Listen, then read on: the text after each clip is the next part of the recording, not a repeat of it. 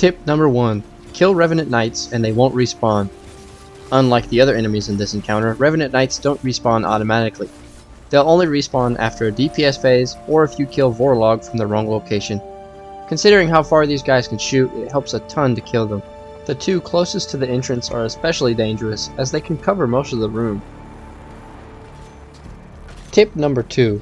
Image alignment always has you backtrack. After killing Warlock from a correct ritual site, you'll always have to head back to your previous ritual site that you killed him from and look at the one you just hit.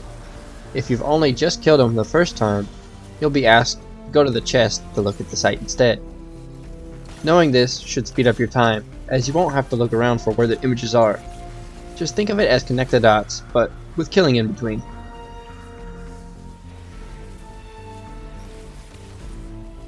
Tip number 3. The chest will always be a point in the triangle.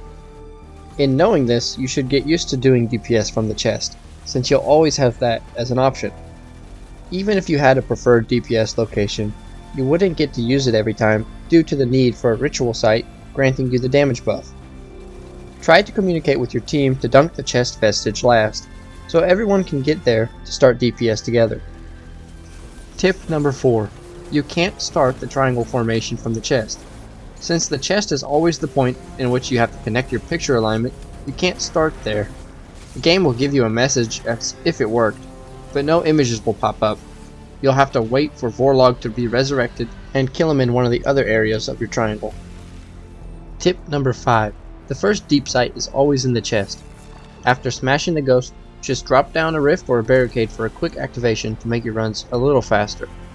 No point looking around for it, just be careful of the moths. Tip number 6. Arbalest will one-shot Simmumah Shields at the start of a DPS phase. The damage this does is substantial. I've seen people use their supers on the shield and still not pop it.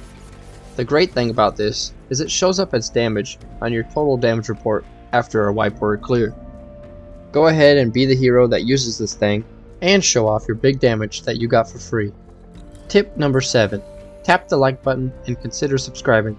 It's a lot easier than finding the perfect LFG group, and it's sure to increase your DPS. Really though, tip number 7.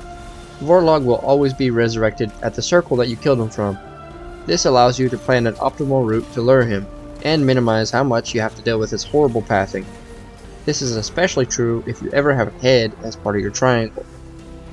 Let's say you have Oryx's left hand, his head, and chest. The best way to handle Warlock's terrible pathing is to bring him to the hand first, then when he respawns in that circle, you can kill him from the head.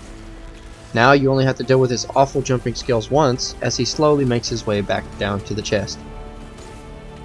That's all the tips for now. If you'd like to see the results of farming this encounter for 10 hours, it's on screen now. Otherwise, until next time, see ya out there.